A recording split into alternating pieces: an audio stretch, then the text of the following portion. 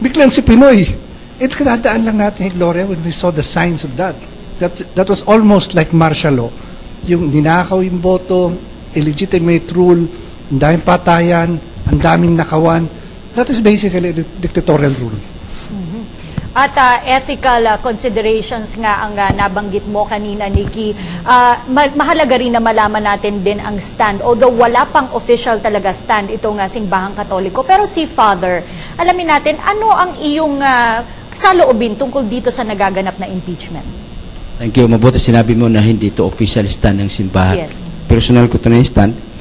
Of course, ang simbahan ay maghanap ng katotohanan.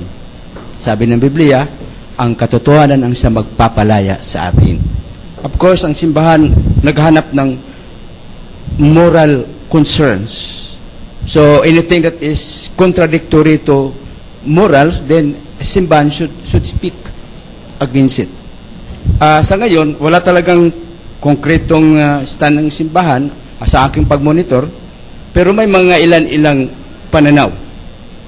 So, tinitingnan natin, since ito yung process sa ating batas na kailangan i-impeach ang isang tao na hindi pwede matanggal sa anumang paraan, para sa akin, para manatili at mangibabaw ang katotohanan, hayaan nating ibigay ang mga ebidensya on the part of the prosecution.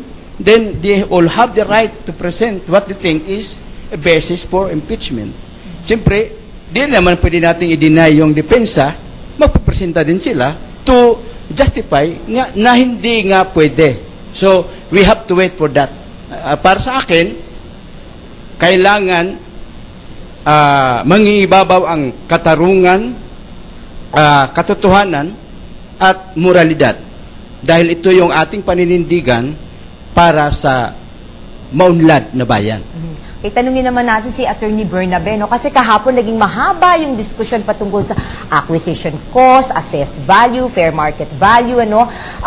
Under the local government code, kasi sinasabi daw, no, ipinuto ng ilang mga senador that yung dapat nakalagay doon truthfully yung mga, kung magkano yung acquisition cost, magkano yung fair market value, at saka magkano yung assessed value.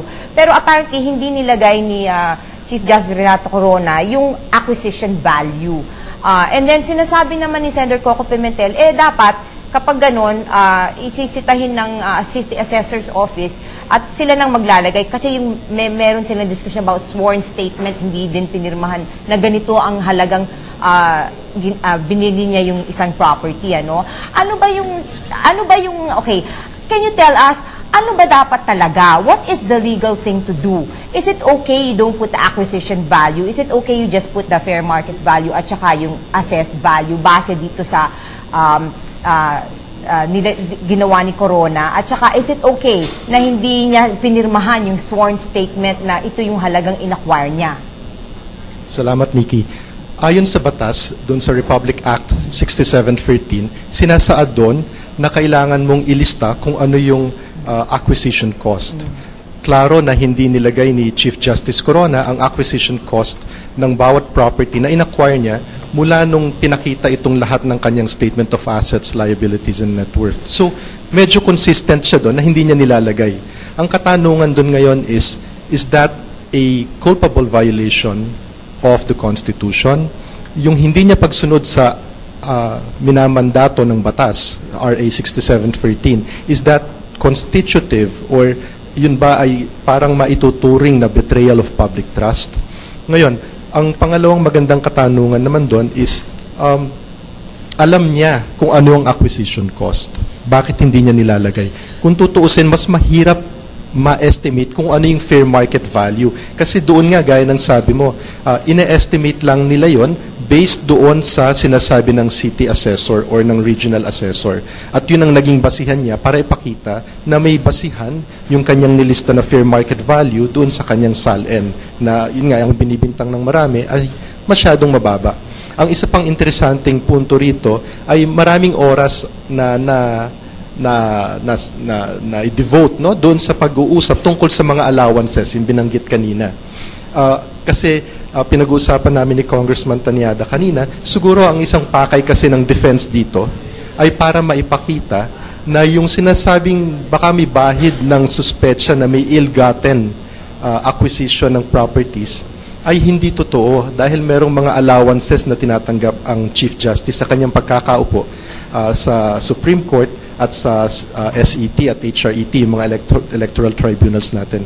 Pero ang medyo nakakabahala dito ay kung totoo na itong mga allowances na ito ay pwedeng masabing naging basihan niya para ma-acquire yung mga assets na to, tama bang gamitin niya yung mga allowances na yon? Samantalang ito'y dapat dinedevote niya sa pagpapatakbo ng opisina. Issue ng allowances, kung paano ito ginagastos, itong pag-fill up at pagpa-file ng SALN, gusto ko malaman kay Mr. Casiple. Sa tingin nyo, ito ay magiging magandang epekto overall dito sa ating mga public servants dahil parang ito yung naging ehemplo na dapat maging accountable kayo, dapat maging maingat kayo. Well, halatang-halata na napakataas pala ng income ng isang Chief Justice. Tansya ko, marami ng abogado ngayon naghahabol na pumasok ng Supreme Court. Hindi lang pala DOCC na mga board ang may mga Christmas allowance, Christmas allowance number 2, number 3, number 4. Ang lumilitaw kasi dito, tingin ko, from the point of view ng public, allowances is not the same as salary. Hindi to remuneration In fact, marami doon sa nalista na lumitaw na allowances ay para sa operations ng opisina. Mga panggasto sa gasolina, halimbawa. At tama yung tanong na yun Dapat bang ituring ito ng Chief Justice as personal income? And therefore, pwedeng gamitin na justification. Tingin ko nakakagulat yun na ang sinasagot na yung question ng ill-gotten wealth. Wala na yun dapat Okay. Meron po tayong follow-up, Ginoong Casiple. Si Jaime po sa TUP may itatanong. Or si Jamie. Ikaw ba muna? O may sige. Ikaw muna. Ayan. Nagtataka lang po kasi ako, bakit hindi pa po pwedeng ipresenta ni Chief Justice Cogona yung kanyang kumpletong SALN? Bakit po pinapatagal pa niya? Para kanino yung katanungan mo? Kahit sino pong pwedeng sumagot. Can you please repeat your question? Ano yung... bakit po pinapatagal po ni Chief Justice Cogona na ipasa niya po yung kumpletong SALN niya? Kung sabi naman po niya, diba, sa pagdating ng tamang panahon sa kanya ilalabas, bakit hindi pa po ngayon? Baka hindi pa kasi kompleto yung storya niya Kaya ayaw pong humarap. At kung titignan nga po natin, ang ating mga senator judges themselves, nagiging impatient sa nangyayari dahil at the end of the day, ang maglalabas ng sagot dito sa usapin na ito ay si Chief Justice Corona lang.